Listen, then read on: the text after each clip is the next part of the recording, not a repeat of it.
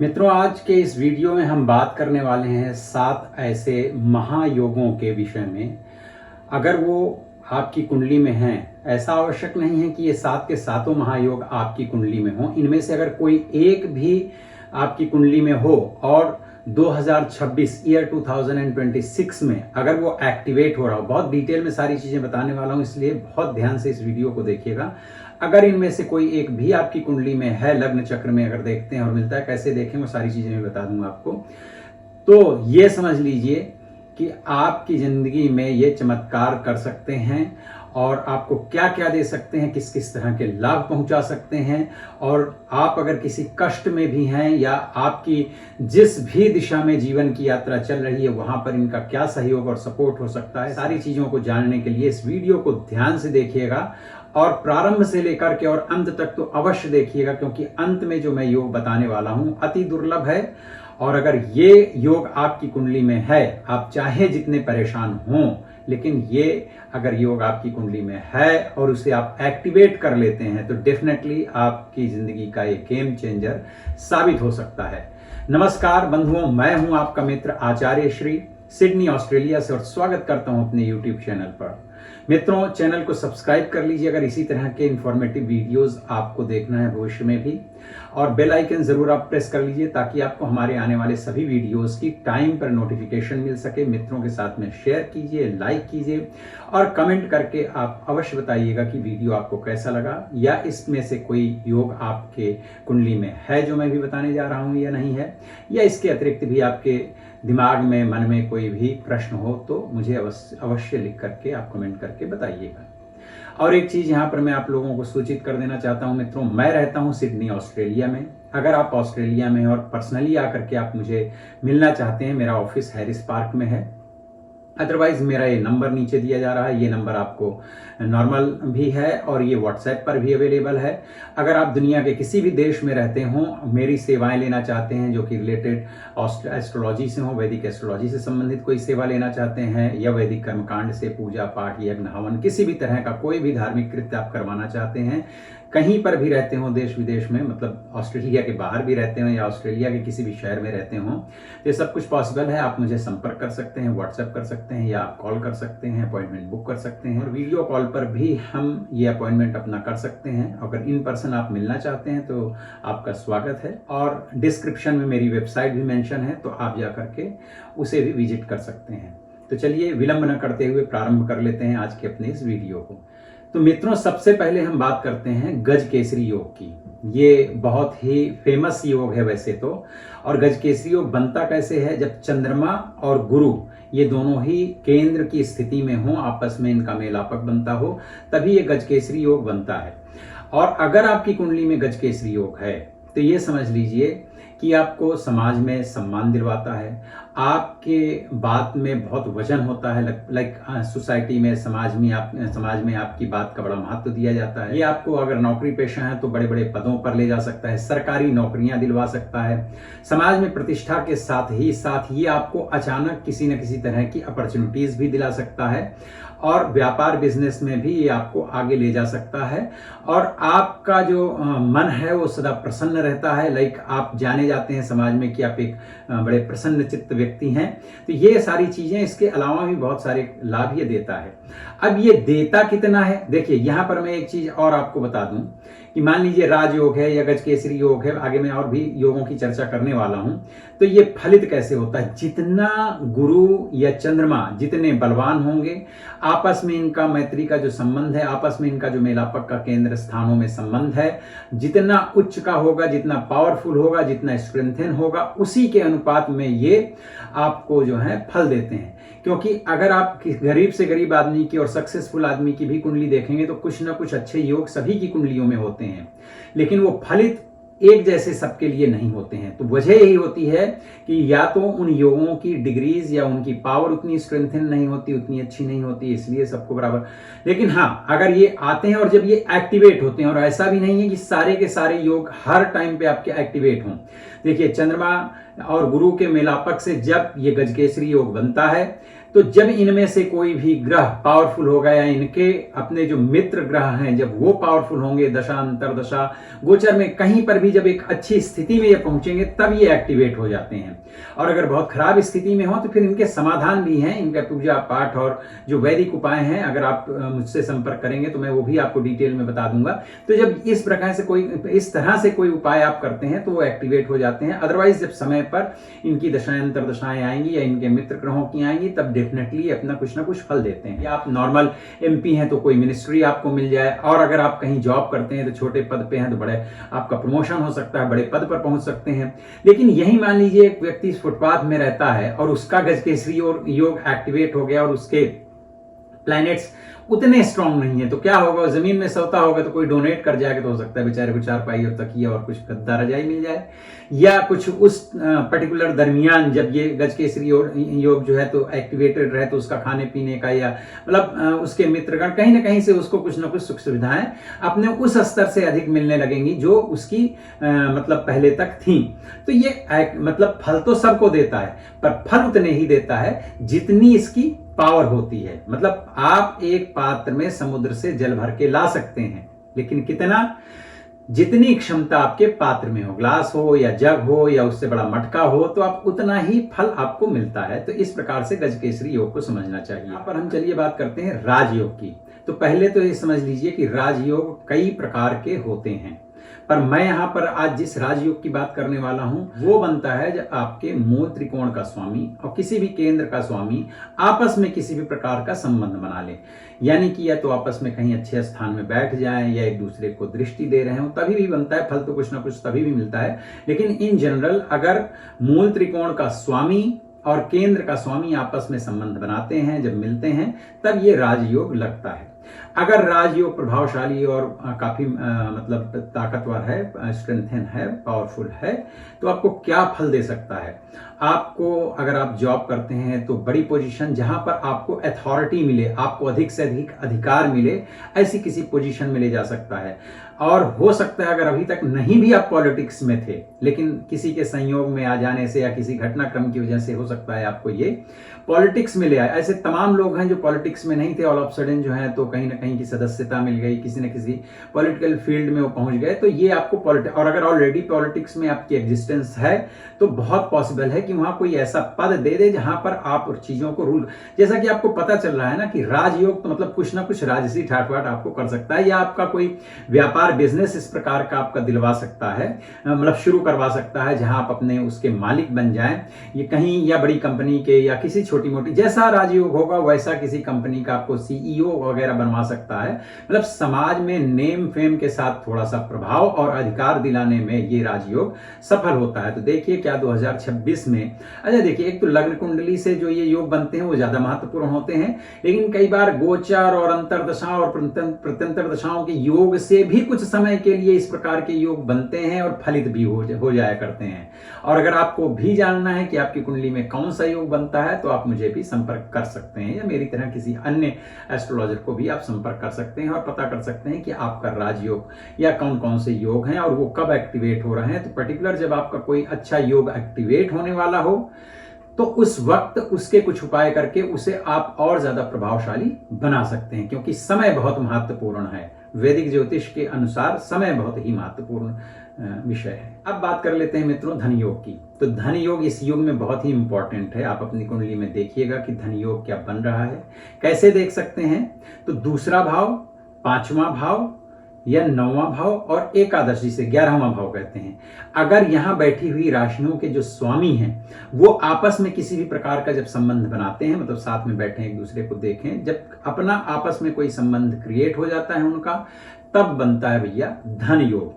और अगर आपकी कुंडली में धन योग बन रहा है और इन राशि के स्वामियों में से किसी की दशा, अंतरदशा, प्रत्यंतर दशा, सूक्ष्म दशा या प्राण दशा भी आती है, तो उतने ही कालखंड के लिए आपका ये धन योग जो है एक्टिवेट हो जाता है। अच्छा, कुछ चीजें हैं कि मान लीजिए धन योग आया, एक दो और अच्छे योग आ गए और एक आपको अच्छी जॉब वगैरह मिल गई, तो फिर ये धन योग का वो टाइम पीरियड भले ही चला जाए लेकिन वो फिर अपना फल देता रहता है। मतलब एक बार अच्छी नौकरी मिल गई या बिजनेस आपका चल गया, तो अगर धन योग आपका शुरू हो जाता है तो ऐसे टाइम पे कई बार जो है तो आपको लॉटरीज लग सकती हैं, आपको बिजनेस करने की कोई बड़ी अच्छी अपॉर्चुनिटी मिल सकती है, या अगर आप ऑलरेडी कोई एग्जिस्टिंग बिजनेस है जिसे आप ऑपरेट कर रहे हैं तो हो सकता है उसमें अच्छा कोई कॉन्ट्रैक्ट मिल जाए, या कुछ पहले से ऐसे मतलब कॉन्ट्रैक्ट्स आप लेना चाहते हो, कहीं किसी ऐसे फील्ड में काम करना चाहते हो जिस बिजनेस से रिलेटेड वो हो जाए, या कहीं से भी आपको धन प्राप्त होने के योग बनवा सकता है। ये धन बहुत ही प्रबल होता है। और एक बात जो मुझे अब तक की जिंदगी में समझ में आई है कि देखिए समस्याएं बहुत प्रकार की होती हैं, और लोग कहते हैं कि धन ईश्वर नहीं है, लेकिन इस युग में धन का जितना महत्व है वो ईश्वर के बाद अगर किसी का भी सबसे ज्यादा महत्व है तो मुझे लगता है धन का है। तो धन बहुत ही इंपॉर्टेंट है, इसलिए हम अक्सर परेशान होते रहते हैं कि हमें धन नहीं मिल रहा, हमारे जीवन में कितना धन है, हम जांचने की कोशिश करते हैं, मतलब इधर उधर पता करते हैं किसी भी माध्यम से हमें पता चल सके कि जीवन में कितना धन है।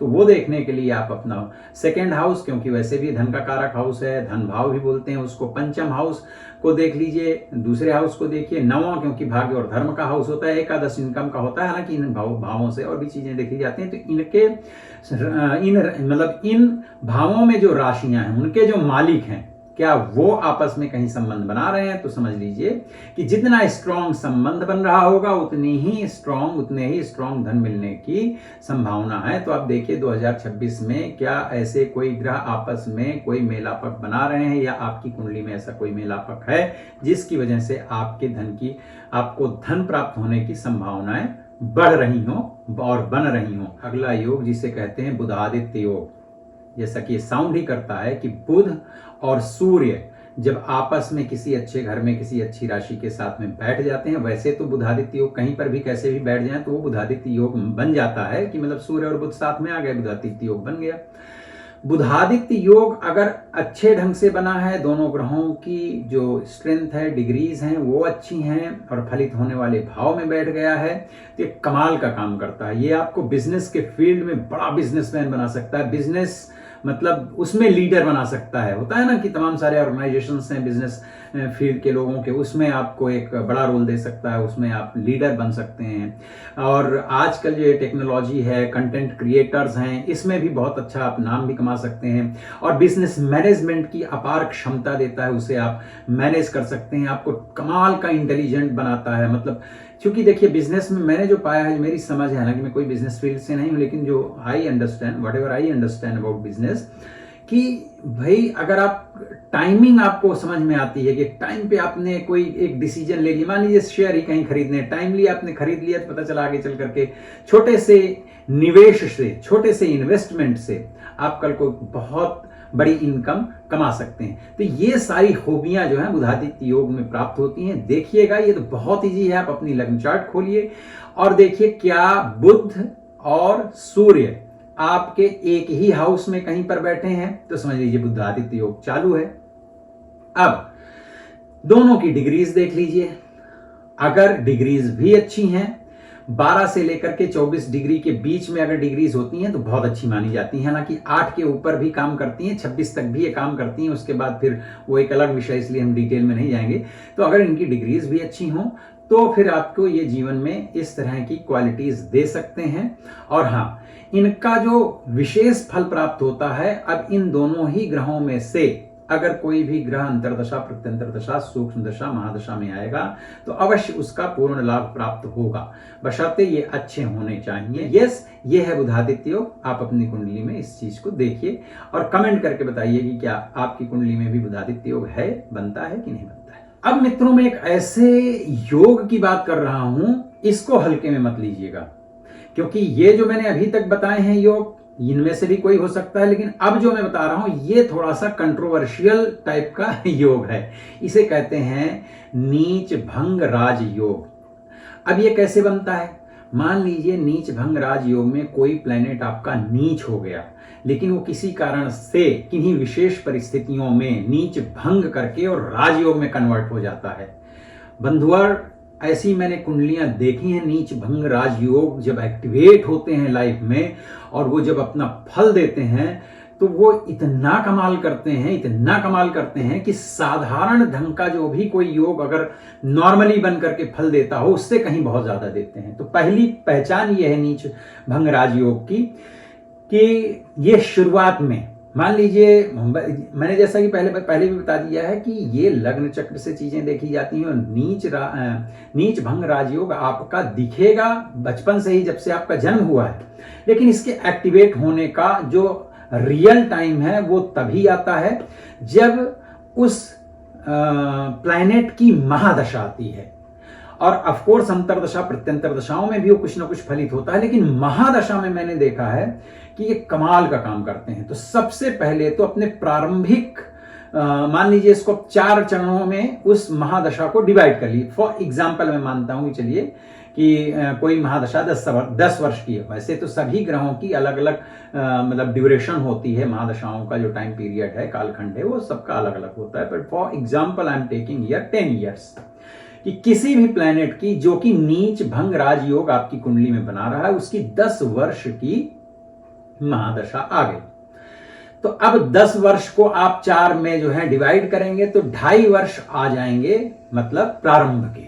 तो ये जो प्रारंभ के 2.5 वर्ष हैं, जो प्रथम चरण इसको कहें, तो ये आपके बहुत ज्यादा संघर्ष, ये थोड़ा बहुत समय कम ज्यादा भी हो सकता है, but for understanding I am taking 2.5 years time, कि ये जो 2-2.5 साल हैं, इन 2.5 सालों में आप ऑल ऑफ सडन देखेंगे कि सब कुछ जो पहले नॉर्मल या जैसा भी चल रहा था इतने वर्षों से, उसमें एक बहुत बड़ा चेंज आएगा, परिवर्तन आएगा, अनवांटेड कुछ ना कुछ संघर्ष शुरू हो जाएगा, related to your business, related to your family matters, related to friends और whatever, मतलब कहीं से भी आपकी सोसाइटी में, समाज में, परिवार में, व्यापार बिजनेस में, जॉब में, नौकरी में, जो कुछ भी कर रहे हैं उन हर जगहों में कुछ ना कुछ आपको प्रॉब्लम्स आने लगेंगी। और शुरुआती दिनों में तो आपको इतने बुरे हाल तक लेकर के जाएगा जहां हो सकता है आप जिंदगी के सारे होप्स आपके खत्म हो जाएं, उम्मीदें खत्म हो जाएं।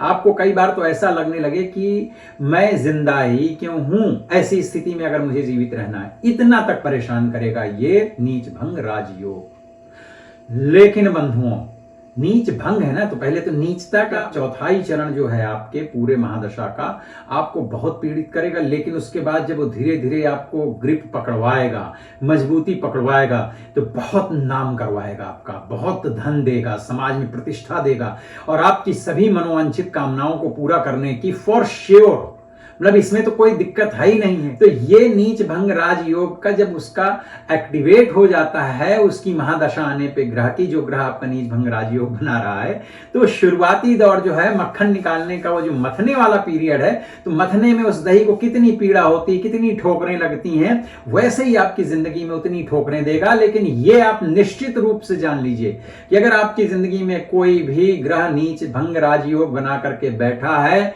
तो थोड़ा सा कमर कस लीजिए, मजबूती के साथ में बैठिए और शुरुआती चरण को उसके झेल जाइए किसी भी तरह से, पेशेंस के साथ, ईश्वर की भक्ति भजन करके, उस ग्रह की शांति करवा करके, और भी चीजें होती हैं जो वैदिक, मैं हमेशा आपको वैदिक उपाय ही बताऊंगा, बाकी चीजों पर मेरा कोई विश्वास नहीं है। और जो भी व्यक्ति वैदिक बैकग्राउंड से होगा, एस्ट्रोलॉजी के साथ साथ वेद आदि पढ़े होंगे, वो सब आपको वैदिक उपाय ही बताएंगे, क्योंकि जो ज्योतिष का आविष्कार है वो वैदिक कालखंड में हुआ है। तो ज्योतिष जानना और ज्योतिष के उपाय सब वेदों में ही हैं। तो वैदिक उपाय में बताऊंगा, जो कि ग्रहाधीनम जगत सर्वम मंत्राधीनम ग्रहम सर्वम, की ये जो संपूर्ण जगत है वो ग्रहों के अधीन है। अब ग्रहों में कोई ऊंच नीच खराब हो जाए तो कैसे बैलेंस करें, तो मंत्राधीनम ग्रहम सर्वम, सभी ग्रहों के अपने अपने मंत्र हैं, उनका प्रॉपर अनुष्ठान और प्रॉपर उपाय किया जाए। तो ये बहुत आत्मविश्वास और अनुभव के साथ कह रहा हूं मित्रों, जीवन पर्यंत का मेरा 35 साल का अनुभव है कि वो काम 100% करता है। बाकी चीजों का तो मुझे पता नहीं। तो ये उपाय करके आप शुरुआती चरण जो है नीच भंग राजयोग का आप थोड़ा सा अपने को बर्दाश्त कर ले जाएं, उसके बाद जो वो आपको धीरे धीरे शनै शनै ऊपर लेकर के जाएगा। तो जितनी डेप्थ जितनी गहराई में उसने तकलीफ दी थी, कष्ट दिए थे, उससे कहीं बहुत ऊपर तक आपको लेके जाए। कहते हैं ना, वैसे भी इमारत अगर बुलंद खड़ी करनी हो तो नींव थोड़ी गहरी खोदनी पड़ती है। तो ये नीच भंग राजयोग आपके जीवन की इमारत को बड़ा बुलंद करता है, ऊंचाइयों तक ले जाता है। उसके लिए शायद पहले शुरू में वो नींव खोदने जैसा काम करता है। तो ये है नीच भंग राजयोग का फल। आपकी कुंडली में है क्या, दिखाना चाहते हैं मुझे, तो प्लीज कांटेक्ट कीजिए, कॉल कीजिए, मैसेज कीजिए, व्हाट्सएप कीजिए और संपर्क कीजिए, मैं आपको बताता हूं। अब मित्रों, जिस योग की मैं बात करने जा रहा हूं उसको कहते हैं विपरीत राजयोग। अब ये पहले समझ लीजिए बनता कैसे है। 6, 8, 12, 6th हाउस, 8th हाउस और 12th हाउस, 6, 8, 12 के जो स्वामी हैं और किन्हीं विशेष परिस्थितियों में आपस में एक दूसरे के साथ योग बनाते हैं या किन्हीं विशेष परिस्थितियों में उनका प्लेसमेंट हो जाता है, तब ये विपरीत राजयोग बनता है। हालांकि इसका चूंकि बड़ा विस्तृत है तो उतने डिटेल में जा करके समझ लीजिए। अगर आपकी कुंडली में विपरीत राजयोग बनता है तो ये भी, जैसे कि मैंने इसके पहले वाले योग में बताया था, आपके जीवन में अक्सर विपरीत परिस्थितियां क्रिएट होंगी, आप उनमें उलझोगे और फंसोगे और किसी न किसी कारण से ये विपरीत राजयोग उन उलझी हुई परिस्थितियों में से आपको निकाल करके बाहर ले आएगा। और सिर्फ निकाल करके बाहर नहीं लाएगा, आपको और भी अधिक मजबूत बनाएगा। ऐसे बहुत सारे लोग जीवन में मिलेंगे, ये आपका पता चला कोई अनावश्यक या पुलिस के उसमें फंस गए, लेकिन ऑल ऑफ सडन देखोगे कुछ ऐसा चमत्कारिक ढंग से आपके हुआ कि आपको वहां से आसानी से निकल करके आए और लेकिन आपको एक अलग तजुर्बा और एक्सपीरियंस हो गया और पहले से ज्यादा आप अनुभवी हो गए और एक्सपीरियंस्ड हो गए। आपके जीवन में विपरीत राजयोग जब भी बनता है तो आपको विशेष रूप से कष्ट की स्थितियों में लेके जाएगा, फिर वहां से प्रोटेक्ट करके आपको निकाल करके लाएगा और मजबूत बनवाएगा। और उन्हीं बिगड़ी हुई परिस्थितियों में जिसमें आप फंस के डर रहे थे, उन्हीं बिगड़ी हुई परिस्थितियों की वजह से ही आपका नाम हो जाएगा और आपके जीवन में कुछ ऐसा आपको उपलब्ध हो जाएगा रिवॉर्ड के रूप में कि आपको लगेगा कि यार अगर ये नेगेटिविटी मेरी लाइफ में नहीं आई होती है, ये मुश्किल हालात मैंने अपने लाइफ में फेस नहीं किया होता, तो शायद मैं ये ना बन पाता। ऐसा आप सबके साथ हुआ होगा या हो रहा होगा या कभी ना कभी भविष्य में होगा।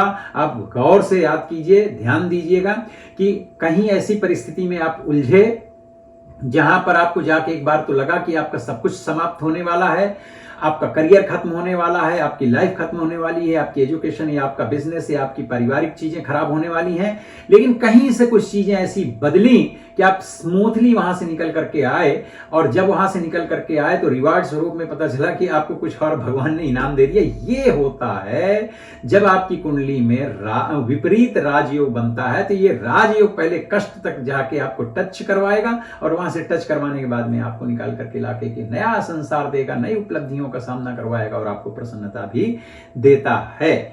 बस नीच भंग राजयोग और विपरीत राजयोग की विशेषता यह है कि आपको ये पहले तकलीफ में इन्वॉल्व करते हैं, उसके बाद आपको ये रिवॉर्ड करते हैं।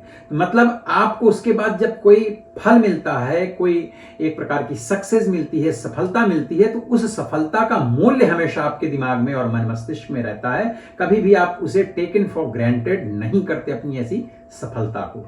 तो जो भी लोग इस प्रकार की स्थिति में हो, आप पॉलिटिक्स में देखिए, बिजनेस के फील्ड में देखिए, आप अपनी लाइफ में भी देखोगे तो कुछ ना कुछ ऐसा हो सकता है अगर आपकी कुंडली में 6, 8, 12 के प्लैनेट की वजह से विपरीत राजयोग बनता है तो। और ये भी एक्टिवेट तभी होते हैं, ये ध्यान रखिएगा, कोई भी ग्रह तभी अपना पूर्ण फल देता है जब वो दशाओं अंतरदशाओं में आएगा। तो ये चीजें होती हैं कि कई बार वो नेगेटिविटी जो स्प्रेड होती है उससे हार करके और हिम्मत और साहस और होप और सारी उम्मीदें नहीं छोड़ देना चाहिए, प्रतीक्षा करनी चाहिए और कुंडली देखनी चाहिए। अगर विपरीत राजयोग है तो इसके कष्ट को कम कैसे किया जाए, तो बस वही है कि उनके उपाय, वैदिक उपाय करवाइए। अगर न समझ में आए तो आप मुझे बताइए, मैं आपको बताऊंगा, मुझे आप संपर्क कर सकते हैं। तो ये जो मुश्किलें हैं थोड़ी सी कम हो जाती हैं। अब मित्रों बात कर लेते हैं अपने 7वें और आखिरी योग के बारे में। इस योग का नाम ही है लक्ष्मी नारायण योग।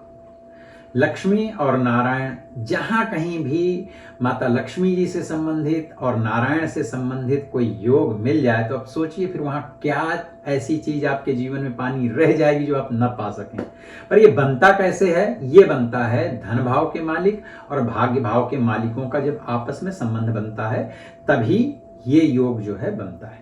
तब ये फलित होता है। वो कि महालक्ष्मी नारायण योग हो या अन्य कोई भी योग हो, इनके फल भी आपको उतने ही मिलेंगे जितने की इन ग्रहों की सामर्थ्य होगी। दूसरी चीज, जब लक्ष्मी नारायण योग बनेगा तो आपको अपार धन समृद्धि प्राप्त होगी। अनेकों प्रकार के आपको धन प्राप्त करने के सोर्सेज अपने आप आपके जीवन में आप तक पहुंचने लगेंगे। आप तक पहुंचने लगेंगे इन द सेंस कि आप चादर तान के खा पी के लेटे रहोगे तो नहीं पहुंचेंगे। मतलब आपको कम प्रयत्न से ऐसे साधन और ऐसे चांसेस, आपको ऐसी अपॉर्चुनिटीज मिलेंगी। प्रयत्न ही नहीं करोगे तो फिर कुछ नहीं हुआ। प्रयत्नेन सिद्ध्यन्ति कार्याणि न च मनोरथैः, कि प्रयत्न करने से ही कार्य सिद्ध होते हैं।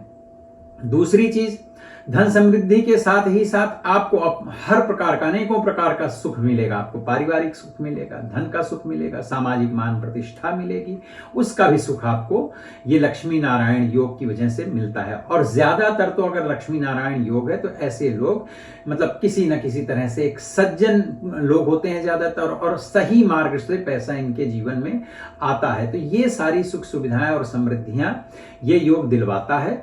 लेकिन फिर भी मैं यही कहूंगा कि अगर आप कर्म नहीं करेंगे, प्रयत्न नहीं करेंगे, तो इनमें से किसी भी योग का कोई भी फल प्राप्त नहीं होगा। कि मान लीजिए विपरीत राजयोग बन गया या आपका नीच भंग राजयोग बन गया, लेकिन आपके सामने मुश्किलें आई और आप भाग खड़े हुए, डट के सामना नहीं किया, आपने आत्महत्या कर ली। कई बार होता है ना, आप मतलब ऊप करके तमाम सारी दुनिया भर में लोग हैं कि जरा सी मुश्किल आई और लोगों ने जीवन से हाथ धो लिया या उन्होंने गिव अप कर दिया। ये सब नहीं करना है। आत्मविश्वास के साथ, दृढ़ता के साथ, ईश्वर पर भरोसा रख करके, प्रार्थनाओं और पूजाओं के साथ, ग्रहों को ठीक करने के लिए प्रयत्न और उपाय, जो भी आपकी सामर्थ्य, जितनी भी आपकी आर्थिक हैसियत है उसके अनुसार उपाय कीजिए। वो करके आप अपने आप को मजबूत बना करके खड़े रहिए, तभी ये योग आपको फलित होते हैं। लेकिन अगर लक्ष्मी नारायण योग आपकी कुंडली में हो और जरा सा आपका दिनचर्या, रहन सहन थोड़ा सा मतलब ईश्वर के प्रति आपका डिवोशन हो और थोड़ी सी मेहनत करते हो, तो ये आपको लाइफ में सुख बहुत देता है। क्योंकि अन्य योगों से हो सकता है आपकी एक चीज की, एक किसी स्पेशल चीज की वृद्धि हो जाए कि आपको बहुत धन मिल गया है, बिजनेस अच्छा हो गया, आपको फ्रेंड्स अच्छे मिल गए, या आपको परिवार अच्छा मिल गया, ये मिल गया। लेकिन ये आपको कंप्लीट सुख देता है, कंप्लीट सुख देता है। तो कंप्लीट सुख चाहिए तो दिनचर्या ठीक कर लीजिए। और अगर ये राजयोग मतलब, और अगर लक्ष्मी नारायण योग है तब तो डेफिनेटली आपको करना चाहिए कि आप अपनी दिनचर्या ठीक रखिए, मेहनत कीजिए, सही दिशा में बिजनेस शुरू कीजिए। आपको ये सब कुछ मान प्रतिष्ठा के साथ, पारिवारिक सुख के साथ, धन समृद्धि के साथ, एक अच्छी आयु देते हुए आपको ये जीवन बिताने का अवसर है। तो इस अवसर का लाभ उठाइए। अगर आपको पता ना हो कि आपकी कुंडली में कौन कौन से योग बनते हैं तो आप मुझे संपर्क कर सकते हैं और अपॉइंटमेंट बुक करके और आप अपनी कुंडली को दिखवा सकते हैं। इसके अलावा वास्तु पूजा से लेकर के किसी भी प्रकार की अन्य पूजा वगैरह जो कुछ भी करना हो। और मैं ये भी बता दूं कि मैं सिडनी के बाहर ट्रैवल भी करता हूँ। अगर आप मुझे कहीं बुलाना चाहते हैं तो मैं वहाँ सब जगहों में पहुँचता भी हूँ, जाता भी हूँ, तो वो आप मेरी सेवाएं ले सकते हैं। वैसे इसके अतिरिक्त भी बहुत सारे योग होते हैं, बहुत तरह तरह के योग होते हैं। उनमें से भी कोई योग है या नहीं है, कुछ ना कुछ योग तो सबकी कुंडली में होते हैं। 100% ये श्योर है कि सभी की कुंडली में कुछ ना कुछ योग होते हैं। लेकिन अगर कोई योग ना भी हो तो हमारी जो वैदिक सभ्यता है, हमारी जो वैदिक एस्ट्रोलॉजी है, वो ये मानती है कि आपके पास में कर्म योग तो है, सही दिशा में, सही ईमानदारी के साथ में, मतलब अगर आप अच्छा कर्म करते हैं, ईमानदारी से कर्म करते हैं और हार्ड वर्क करते हैं तो आप अपनी जिंदगी में वो सारी चीजें अचीव कर सकते हैं। अगर ये योग हैं तब तो आपको एक श्योरिटी होती है कि यार हम इतना मेहनत कर लेंगे तो definitely we will achieve this. लेकिन अगर ना भी हो योग तो भी आप कर्म योग को लेकर के आगे बढ़िए और सही दिशा में, सही डायरेक्शन में, सही ढंग से मेहनत कीजिए। हाँ, सही डायरेक्शन बहुत जरूरी है, तो अपने आप को एजुकेट कीजिए जिन भी माध्यमों से आप अपने आप को एजुकेट कर सकते हैं। मित्रों, अगर इसके अतिरिक्त किसी विषय पर आपको वीडियो चाहिए तो मुझे कमेंट करके आप अवश्य बताइएगा। मैं उस विषय पर भी वीडियो बना करके आप तक पहुंचने का प्रयत्न करूंगा। चैनल को सब्सक्राइब कर लीजिएगा, वीडियो को लाइक जरूर कीजिएगा, बेल आइकन को प्रेस कर लीजिएगा, कमेंट करके आप जरूर बताइएगा कि आपको ये वीडियो कैसा लगा। और हाइप ज़रूर दीजिएगा ताकि इस वीडियो की रीच थोड़ी सी बढ़ जाए। और अपना बहुत बहुत ध्यान रखिए। किसी भी प्रकार का कोई भी आपको पूजा पाठ आदि की सेवाएं चाहिए या किसी प्रकार से एस्ट्रोलॉजिकल सपोर्ट चाहिए तो आप दिए गए नंबरों पर मुझे संपर्क कर सकते हैं। अपना बहुत बहुत ध्यान रखिए। मिलता हूँ फिर किसी अन्य वीडियो में। तब तक के लिए हरि स्मरण।